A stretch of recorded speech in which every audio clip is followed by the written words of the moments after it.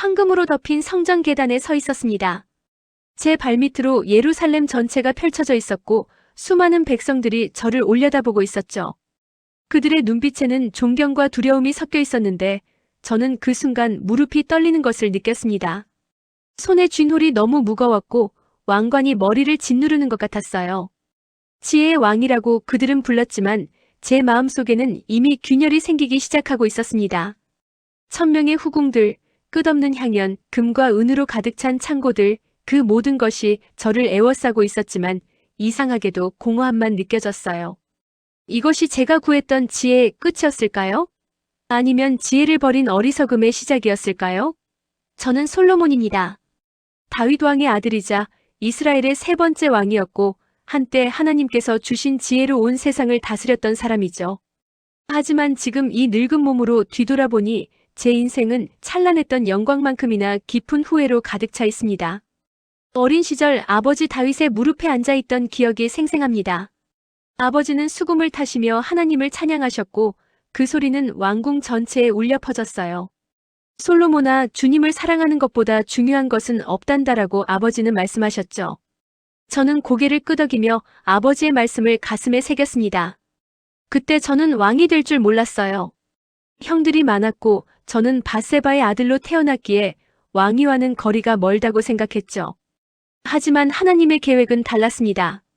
아도니아 형이 스스로 왕이 되려 했을 때 선지자 나단과 어머니 밧세바께서 아버지를 찾아갔고 아버지는 저를 기온 샘으로 보내셨어요. 제사장 사독이 기름불을 들고 제 머리에 기름을 부었고 백성들은 솔로몬 왕 만세를 외쳤습니다. 그때 제 나이는 20살도 되지 않았던 것 같아요. 왕위에 오른 첫날 밤 저는 두려움에 떨었습니다.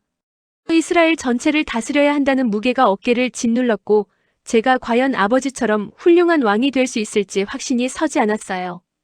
궁전 침실에 홀로 앉아 창밖을 바라보며 기도했습니다. 하나님, 저는 어린아이와 같습니다. 나가고 들어올 줄을 알지 못하는데 어떻게 이 많은 백성을 다스릴 수 있겠습니까? 눈물이 흘러내렸고 손은 계속 떨렸죠. 그날 밤 잠을 이루지 못하고 뒤척이다가 동이틀 무렵에야 겨우 눈을 붙였는데 아버지는 며칠 후 돌아가셨습니다. 임종 전에 저를 불러 마지막 당부를 하셨어요. 솔로몬아, 내 하나님 여호와의 명령을 지켜 그 길로 행하고 그 법도와 계명과 율례와 증거를 지키라. 아버지의 손은 차가웠고 목소리는 떨렸지만 눈빛만은 여전히 강렬했습니다. 아버지가 돌아가신 후 저는 기브온 산당으로 갔습니다. 그곳은 큰 산당이 있는 곳이었고 저는 그곳에서 번제를 드렸어요. 1000번의 번제를 드렸는데 제단에서 피우는 향 연기가 하늘로 올라가는 것을 보며 간절히 기도했습니다. 하나님, 이 백성을 잘 다스릴 수 있는 지혜를 주소서. 그날 밤 하나님께서 꿈에 나타나셨습니다. 솔로몬아, 내가 네게 무엇을 줄까? 너는 구하라. 하나님의 음성은 우레소리 같았지만 동시에 부드러웠고 저는 그 앞에서 온몸이 떨렸어요.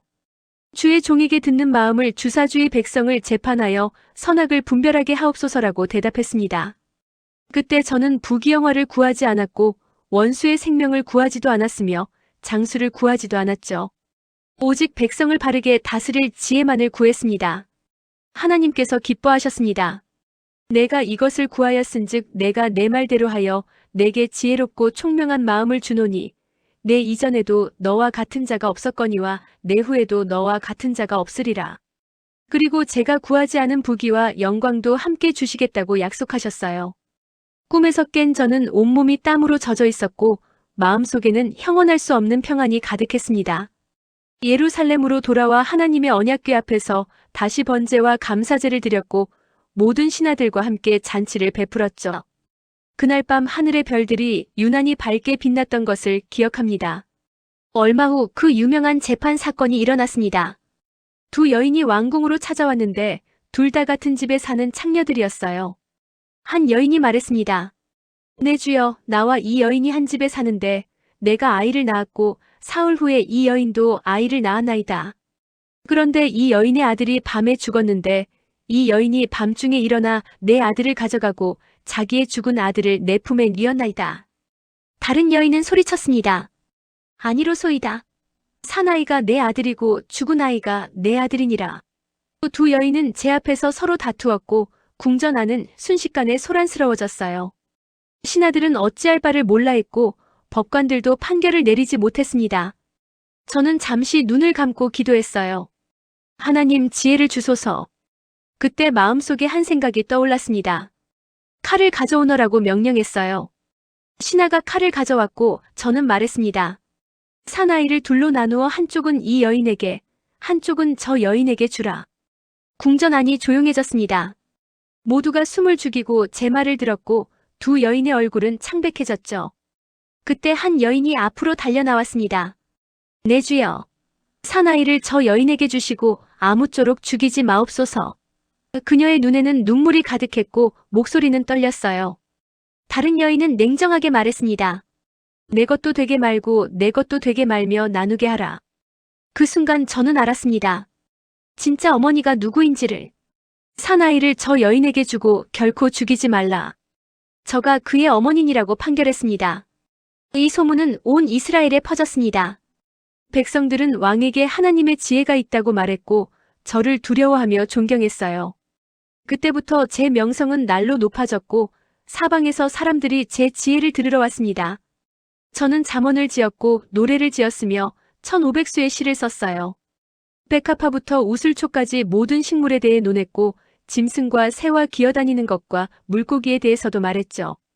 천하 만민이 솔로몬의 지혜를 들으려고 왔고 모든 왕들이 사신을 보내어 제 지혜를 듣고자 했습니다. 하지만 그 모든 영광 속에서 저는 서서히 교만해지기 시작했던 것 같아요. 성전을 건축하기로 결심했습니다. 아버지 다윗이 평생 소원했지만 이루지 못한 일이었고 하나님께서 제게 허락하신 사명이었어요. 두로 왕 히람에게 사람을 보내 백향목을 요청했고 레바논의 최고급 나무들을 가져왔습니다. 이스라엘 전역에서 10만 명의 인부를 징발했고 레바논에 3만 명씩 교대로 보냈어요. 7만 명은 짐을 나르게 했고 8만 명은 산에서 돌을 뜨게 했습니다. 3,300명의 감독관이 백성들을 지휘했고 온 이스라엘이 성전 건축에 매달렸죠. 공사는 제 재위 4년에 시작되었는데 그 규모가 어찌나 컸던지 예루살렘 전체가 건축 현장이나 다름없었습니다. 성전 기초를 놓는 날 저는 무릎을 꿇고 기도했습니다. 여호와 이스라엘의 하나님이여, 이 성전이 주의 이름을 위한 처소가 되게 하옵소서. 거대한 돌들이 하나씩 쌓여 올라갔고 백향목 기둥들이 세워졌어요. 성전 내부는 순금으로 입혔고 지성소는 정금으로 덮었습니다. 그룹 2개를 만들어 지성소에 두었는데 각각 날개를 펴면 10규빗이었고 한 그룹의 날개 끝에서 다른 그룹의 날개 끝까지가 20규빗이었어요. 성전 벽에는 그룹과 종려나무와 핀 꽃을 새겼고 바닥도 금으로 입혔습니다. 문짝은 감람나무로 만들어 5분의 1은 금으로 입혔고 그 위에 그룹과 종려와 핀 꽃을 새겨 금을 입혔죠. 7해 만에 성전이 완성되었을 때 저는 그 앞에 서서 눈물을 흘렸습니다. 봉헌식 날 온 이스라엘이 모였습니다. 제사장들이 언약궤를 메고 성전으로 들어갔고 찬양대가 노래를 불렀어요. 여호와는 선하시며 그 인자하심이 영원하도다. 나팔 부는 자들과 노래하는 자들이 일제히 소리를 내어 여호와를 찬송하자 구름이 성전에 가득 찼습니다. 제사장들이 그 구름으로 인해 서서 섬기지 못할 정도였고 여호와의 영광이 하나님의 전에 가득했어요. 저는 온 회중 앞에 서서 하늘을 향해 손을 펴고 기도했습니다. 여호와 이스라엘의 하나님이여, 천지의 주와 같은 신이 없나이다. 주께서 종 다윗에게 허락하신 언약을 지키시고 이제 이 성전을 거룩하게 하옵소서. 그날 우리는 22,000마리의 소와 12만 마리의 양으로 화목제를 드렸고 7일 동안 큰 잔치를 베풀었습니다. 성전이 완성된 후 제 왕궁을 짓기 시작했습니다. 레바논 나무궁을 13년에 걸쳐 건축했는데 길이가 100규빗, 너비가 50규빗, 높이가 30규빗이었어요. 백향목 기둥이 사열로 섰고 기둥 위에 백향목보가 있었습니다. 45개의 기둥 위에 백향목 천장을 덮었고 창은 3줄로 있었으며 창과 창이 3층으로 서로 마주대했죠. 재판을 위한 낭실도 만들었는데 한쪽 끝부터 다른 쪽 끝까지 백향목으로 덮었습니다. 제가 거처할 궁과 바로의 딸을 위한 궁도 지었는데 모두가 귀하고 다듬은 돌로 지어졌고 안팎을 다 그러했어요. 왕궁이 완성되었을 때 예루살렘은 세상에서 가장 아름다운 도시가 되었습니다.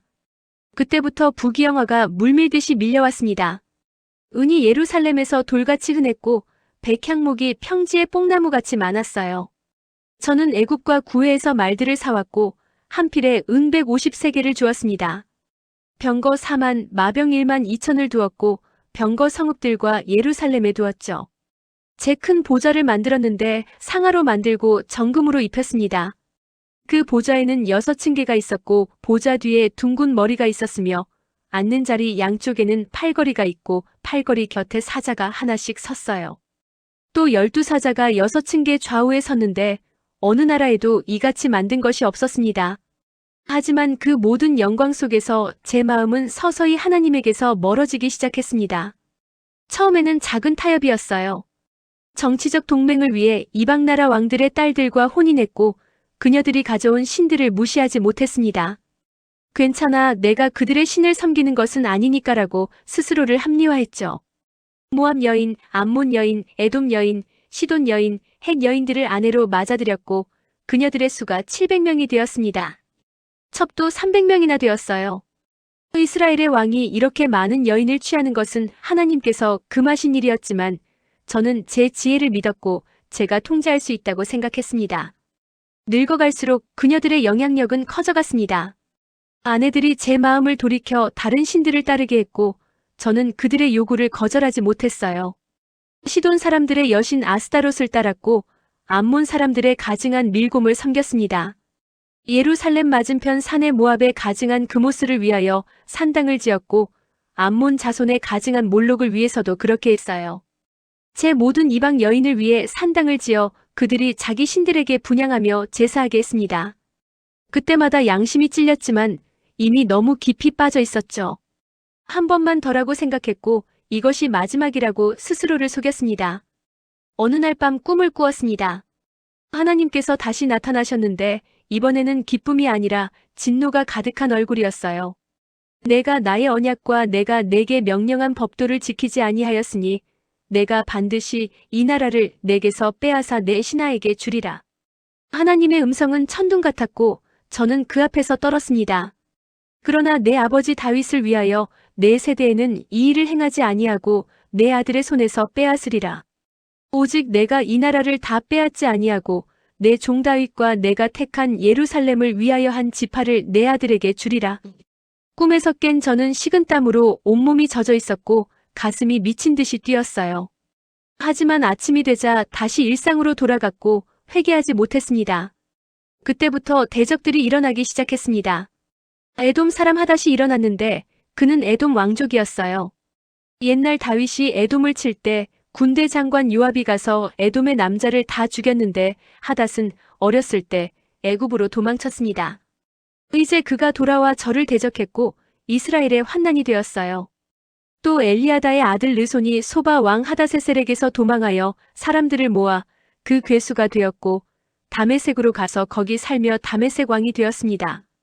그도 저를 대적했고 하닷에 끼친 환난 외에 이스라엘을 미워하여 해를 끼쳤죠. 사방에서 적들이 일어났지만 저는 여전히 깨닫지 못했습니다. 가장 큰 배신은 제 신하에게서 왔습니다. 느밧의 아들 여로보암이었는데 그는 에브라임 사람 스레다 출신으로 과부의 아들이었어요.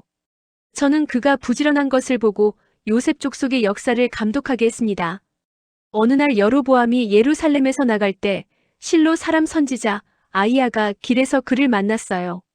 아이야는 새 의복을 입었는데 그 옷을 잡아 12조각으로 찢었습니다. 그리고 여로보암에게 말했죠. 너는 10조각을 가지라. 이스라엘의 하나님 여호와께서 말씀하시기를 내가 이 나라를 솔로몬의 손에서 찢어 빼앗아 10지파를 내게 주리라. 이 소식을 들었을 때 저는 여로보암을 죽이려 했습니다. 하지만 그는 애굽으로 도망쳐 애굽 왕 시삭에게로 가서 솔로몬이 죽기까지 애굽에 있었어요. 그 무렵 저는 삶의 허무함을 깊이 느끼기 시작했습니다. 모든 영광과 부귀를 누렸지만 마음속은 텅 빈 것 같았어요. 밤마다 궁전을 거닐며 생각했습니다. 내가 이룬 것이 무엇인가? 지혜도 부귀도 명예도 모두 헛되구나. 전도서를 쓰기 시작한 것이 그때였어요. 헛되고 헛되며 헛되고 헛되니 모든 것이 헛되도다. 붓을 들고 이 구절을 쓸 때 눈물이 양피지에 떨어졌습니다. 해 아래에서 수고하는 모든 수고가 사람에게 무엇이 유익한가? 한 세대는 가고 한 세대는 오되 땅은 영원히 있도다. 해는 떴다가 지며 그 떴던 곳으로 빨리 돌아가고 바람은 남으로 불다가 북으로 돌이키며 이리 돌며 저리 돌아 바람은 그 불던 곳으로 돌아가고 모든 강물은 다 바다로 흐르되 바다를 채우지 못하며 어느 곳으로 흐르든지 그리로 연하여 흐르느니라. 모든 것을 시험해 보았습니다. 지혜도 구해 보았고 미련과 미혹됨도 알고자 했어요. 웃음을 대하여 미친 것이라 하였고 희락을 대하여 그것이 무엇을 하는가 했습니다. 내 마음으로 포도주를 이끌기까지 하여 내 육신을 즐겁게 하며 지혜로 미련한 것을 붙잡고자 했고 천하 인생이 종신토록 하는 일 중에 어떤 것이 좋은가 알고자 했죠. 큰 공사를 일으켜 궁시를 건축하며 포도원을 만들고 동산과 과원을 만들어 그 가운데에 각종 과목을 심었습니다. 연못을 만들어 수목을 기르는 숲에 물을 대었고 노비를 사들였으며 집에서 난 자들도 많았어요. 나보다 먼저 예루살렘에 있던 모든 자보다 소와 양떼를 많이 가졌고 은금과 왕들의 보배와 여러 도의 보배를 쌓았습니다. 노래하는 남녀와 인생들이 기뻐하는 처와 첩들을 많이 두었죠. 이처럼 위대하게 되어 나보다 먼저 예루살렘에 있던 모든 자들보다 더 창성하였습니다. 지혜도 내게 그대로 있었고 내 눈이 원하는 것을 내가 금하지 아니하며 내 마음이 즐거워하는 것을 막지 아니했어요. 내 마음이 내 모든 수고를 인하여 즐거워하였으니 이는 내 모든 수고로 말미암아 얻은 분복이라. 그러나 손으로 한 모든 일과 수고한 모든 일을 돌아보니 다 헛되어 바람을 잡으려는 것이며 해 아래에서 무익한 것이로다. 그때 저는 깨달았습니다. 진정한 지혜는 하나님을 경외하는 것이며 그분의 명령을 지키는 것임을. 하지만 그 깨달음은 너무 늦게 왔고 이미 엎질러진 물이었습니다. 밤마다 성전을 바라보며 후회했습니다. 저 성전은 하나님을 위해 지었지만 제 궁전은 나를 위해 지었어요. 성전 건축에는 7년이 걸렸지만 제 궁전은 13년이 걸렸습니다. 무엇이 더 중요했습니까? 하나님이었습니까? 아니면 제 자신이었습니까? 손에 쥔 포도주잔이 떨렸고 입안이 쓴맛으로 가득했어요.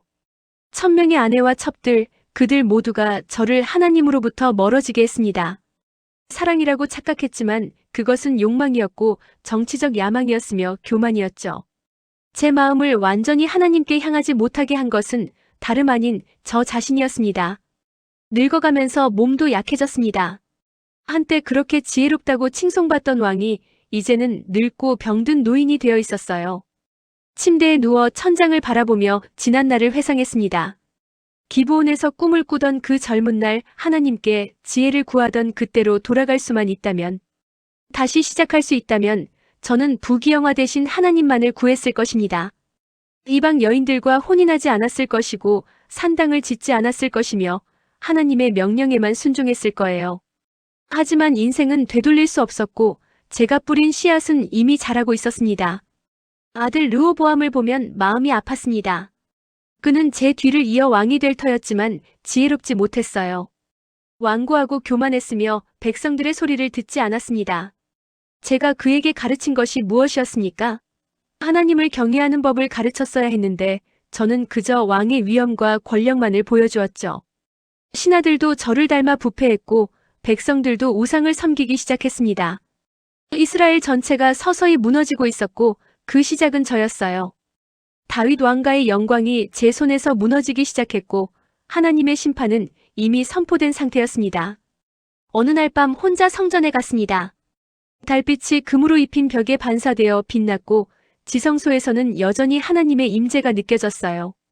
저는 그 앞에 엎드렸습니다. 하나님 용서하소서. 눈물이 쏟아졌고 온몸이 떨렸어요. 제가 교만했습니다. 제 지혜를 믿었고 주님의 명령을 무시했습니다. 이방 신들을 섬겼고 주의 백성을 타락하게 했습니다. 목소리가 메었고 더 이상 말을 잇지 못했죠. 그날 밤 저는 새벽까지 성전 바닥에 엎드려 있었고 하나님께 용서를 구했습니다. 응답은 들리지 않았지만 마음속에는 작은 평안이 찾아왔어요. 마지막 전도서 9절을 쓸 때였습니다. 일의 결국을 다 들었으니 하나님을 경외하고 그 명령을 지킬지어다. 이것이 사람의 본분이니라. 붓을 놓고 한숨을 쉬었어요. 이것이 제 인생의 결론이었습니다. 모든 지혜와 부귀와 영광을 경험한 후에 내린 결론이 하나님을 경외하라는 것이었죠. 처음부터 알았던 진리였지만 돌고 돌아 다시 그 자리로 돌아왔습니다. 얼마나 많은 시간을 낭비했습니까? 얼마나 많은 것을 잃었습니까? 후회만이 남았고 회한만이 가슴을 채웠어요. 죽음이 가까워 오는 것을 느꼈습니다. 몸은 날로 약해졌고 숨쉬는 것조차 힘들어졌어요. 창밖을 바라보니 예루살렘이 보였고 제가 지은 성전의 금빛 지붕이 햇살에 반짝였습니다. 아름다웠지만 이제 곧 떠나야 할 곳이었죠. 르호보암을 불러 마지막 당부를 했어요. 아들아, 내 하나님 여호와를 경외하라. 지혜를 구하되 교만하지 말라. 이방 신들을 섬기지 말고 오직 여호와만을 섬기라. 하지만 제 말을 할 때마다 양심이 찔렸습니다. 제가 지키지 못한 것을 아들에게 명령하고 있었으니까요. 르호보암은 고개를 끄덕였지만 그의 눈빛에서 진정한 이해를 볼 수 없었어요. 마지막 날이 왔습니다. 침대에 누워 천장을 바라보며 제 인생을 되돌아보았어요. 기브온의 꿈, 두 여인의 재판, 성전 봉헌식, 스바 여왕의 방문, 그 모든 영광의 순간들이 스쳐 지나갔습니다. 하지만 그와 함께 산당을 짓던 날, 이방 여인들을 맞아들이던 날, 하나님의 경고를 무시하던 날들도 떠올랐어요. 빛과 어둠이 교차하는 인생이었고 승리와 패배가 뒤섞인 여정이었습니다. 하나님, 이라고 중얼거렸고 눈물이 볼을 타고 흘러내렸죠. 용서하소서. 그것이 제 마지막 기도였습니다. 눈을 감자 어둠이 찾아왔습니다. 하지만 그 어둠 속에서 빛 하나가 보였고 그 빛을 향해 걸어갔어요. 아버지 다윗이 서 계셨고 그분의 얼굴에는 슬픔이 가득했습니다. 솔로몬아 라고 부르셨지만 저는 고개를 들 수 없었어요. 부끄러웠고 죄송했습니다. 제가 무너뜨린 것이 너무 많았고 잃어버린 것이 너무 컸죠. 하지만 아버지는 제 어깨를 감싸 안으셨고 그래도 하나님은 신실하시단다라고 말씀하셨습니다. 그 순간 평안이 찾아왔고 모든 짐을 내려놓을 수 있었어요. 솔로몬이 이스라엘 왕이 된 지 40년 만에 죽어 그의 아버지 다윗의 성에 장사되었고 그의 아들 르호보암이 대신하여 왕이 되었습니다. 제 죽음 후 일어난 일들을 저는 보지 못했지만 하나님께서 말씀하신 대로 되었다는 것을 압니다. 여로보암이 애굽에서 돌아왔고 온 이스라엘 회중이 르호보암에게 와서 말했어요. 왕의 아버지가 우리의 멍에를 무겁게 하였으나 왕은 이제 왕의 아버지가 우리에게 시킨 고역과 매운 무거운 멍에를 가볍게 하소서. 그리하시면 우리가 왕을 섬기겠나이다. 르호보암은 노인들의 조언을 버리고 젊은이들의 조언을 따라 대답했습니다. 내 아버지는 너희의 멍에를 무겁게 하였으나 나는 너희의 멍에를 더욱 무겁게 할지라. 내 아버지는 채찍으로 너희를 징계하였으나 나는 정갈 채찍으로 너희를 징계하리라. 그 결과 이스라엘이 둘로 나뉘었습니다. 10지파가 여로보암을 따라 북이스라엘을 세웠고 오직 유다와 베냐민만이 다윗의 집에 남았어요. 하나님께서 말씀하신 그대로였습니다. 제 아들의 손에서 나라가 찢어졌고 통일 왕국의 영광은 끝났죠. 이 모든 것이 제 죄 때문이었고 제 불순종의 결과였습니다. 다윗 왕가는 계속되었지만 그 영광은 크게 줄어들었어요. 하나님께서 다윗을 위하여 그리고 예루살렘을 위하여 한 지파를 남겨주셨지만 그것조차도 은혜였습니다. 지금 저는 죽었지만 제 이야기를 여러분께 전합니다. 지혜를 구하는 것은 좋은 일이에요. 하지만 그 지혜를 교만의 도구로 삼지 마십시오. 부귀영화를 누리는 것도 하나님의 축복이지만 그것이 하나님을 대신하게 해서는 안 됩니다. 저는 모든 것을 가졌지만 가장 중요한 것을 잃었어요. 하나님과의 관계를 잃었고 순수한 믿음을 잃었으며 다음 세대에게 신앙의 유산을 물려주지 못했습니다. 제 인생의 전반부는 영광스러웠지만 후반부는 비극이었어요. 시작은 좋았지만 끝은 좋지 못했습니다. 여러분이 젊을 때 창조주를 기억하십시오. 공고한 날이 이르기 전에 나는 아무나게 없다고 할 해들이 가깝기 전에 말이에요. 해와 빛과 달과 별들이 어둡기 전에 비 뒤에 구름이 다시 일어나기 전에 하나님을 기억하십시오. 저는 늙어서야 깨달았지만 여러분은 젊을 때 깨닫기를 바랍니다. 하나님을 경외하고 그 명령을 지키는 것, 이것이 사람의 본분이며 인생의 전부입니다. 다른 모든 것은 헛되고 헛되며 바람을 잡으려는 것과 같아요. 제 지은 잠언들 중에 이런 말이 있습니다. 여호와를 경외하는 것이 지식의 근본이거늘 미련한 자는 지혜와 훈계를 멸시하느니라. 저는 지혜를 구했지만 참된 지혜의 근본인 하나님 경외를 잃어버렸어요. 그래서 제 모든 지혜가 무용지물이 되었고 제 영광이 부끄러움으로 변했습니다. 또 이런 말도 있죠. 자기를 의지하는 자는 미련한 자요 지혜롭게 행하는 자는 구원을 받느니라. 저는 제 지혜를 의지했고 하나님을 의지하지 않았습니다. 그 결과가 무엇이었습니까? 나라의 분열이었고 왕가의 쇠락이었으며 영혼의 고통이었어요. 하지만 그 모든 실패 속에서도 하나님의 은혜는 끝나지 않았습니다. 제가 죽은 후에도 다윗의 왕조는 계속되었고 유다는 남아 있었어요. 하나님께서는 다윗과 맺으신 언약을 지키셨고 예루살렘을 보존하셨습니다. 그것은 제 의로움 때문이 아니라 하나님의 신실하심 때문이었죠. 제가 배신했어도 하나님은 배신하지 않으셨고 제가 언약을 깼어도 하나님은 언약을 지키셨습니다. 이것이 은혜이고 이것이 사랑이며 이것이 하나님의 성품입니다. 세월이 흘러 다윗의 후손 중에서 한 분이 오실 것입니다. 그분은 저처럼 실패하지 않으실 거예요. 진정한 지혜의 왕이시며 의로운 통치자이시고 영원한 왕국을 세우실 분입니다. 그분의 나라는 나뉘지 않을 것이고 그분의 왕자는 영원할 거예요. 그분은 저와 달리 하나님께 완전히 순종하실 것이고 백성들을 참된 길로 인도하실 것입니다. 그분의 이름은 평강의 왕이라 불릴 것이고 그분의 정사와 평강의 더함이 무궁할 거예요. 그분이 다윗의 왕좌에 앉아 그 나라를 굳게 세우시고 자금 이후 영원토록 정의와 공의로 그것을 보존하실 것입니다. 지금 제 이야기를 듣는 여러분께 간곡히 권면합니다. 제 실수에서 배우십시오. 처음 사랑을 잃지 마십시오. 하나님을 경외하는 마음을 끝까지 지키십시오. 세상의 영광이 여러분을 유혹할 때 그것이 하나님을 대신할 수 없음을 기억하십시오. 이방인들과 어울리되 그들의 신을 섬기지는 마십시오. 지혜를 구하되 교만하지 마십시오. 부유하게 되어도 하나님을 잊지 마십시오. 시작을 잘하는 것도 중요하지만 끝을 잘 마치는 것은 더욱 중요합니다. 저는 시작은 좋았으나 끝이 좋지 못했어요. 여러분은 시작도 좋고 끝도 좋기를 바랍니다. 해 아래에는 새 것이 없습니다. 무엇을 가리켜 이것이 새 것이다 할 것이 있습니까? 우리가 있기 오래 전 세대들에 이미 있었던 것이에요. 이전 세대들이 기억되지 않음 같이 장래 세대도 그 후 세대들과 함께 기억되지 않으리라. 모든 것이 지나갑니다. 영광도 부귀도 명예도 권력도 모두 지나가요. 오직 하나님만이 영원하시고 그분의 말씀만이 영원합니다. 하늘과 땅은 없어져도 주의 말씀은 없어지지 않을 것입니다. 제 묘비에는 이렇게 새겨졌을 것입니다. 여기 솔로몬이 잠들다. 다윗의 아들 이스라엘의 왕, 지혜로운 자, 그러나 회개한 자. 제가 원하는 것은 지혜의 왕으로 기억되는 것이 아니에요. 회개한 죄인으로 기억되기를 원합니다. 하나님의 은혜를 경험한 자로 실패했지만 용서받은 자로 기억되기를 바라죠. 제 영광이 아니라 하나님의 긍휼이 드러나기를 원합니다. 오늘 이 이야기를 듣는 여러분, 아직 늦지 않았습니다. 지금이라도 하나님께로 돌아오십시오. 제가 늦게 깨달았지만 여러분은 지금 깨달으십시오. 하나님을 경외하고 그 명령을 지키십시오. 이것이 사람의 본분이며 이것이 행복의 비결이고 이것이 영원한 생명의 길입니다. 하나님은 모든 행위와 모든 은밀한 일을 선악간에 심판하실 것입니다. 그날을 기억하고 오늘을 살아가십시오. 제 인생은 경고의 이야기입니다. 어떻게 시작했느냐보다 어떻게 끝났느냐가 중요하다는 것을 보여주는 이야기죠.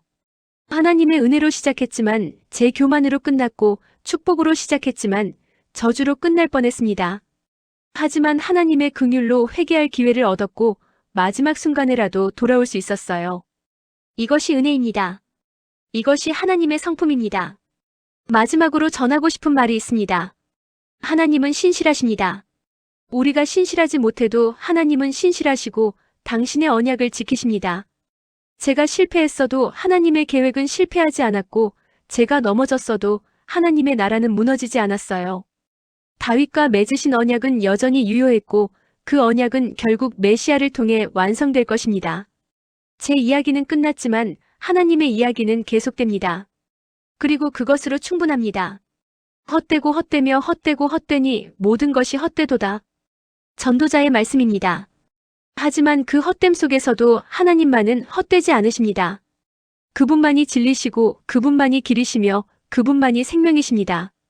이것을 깨닫는 것이 진정한 지혜이고 이것을 붙잡는 것이 진정한 성공이며 이것을 따르는 것이 진정한 행복입니다. 제 인생을 통해 여러분이 이것을 배우기를 간절히 바랍니다. 하나님을 경외하고 그 명령을 지키십시오. 이것이 사람의 본분입니다.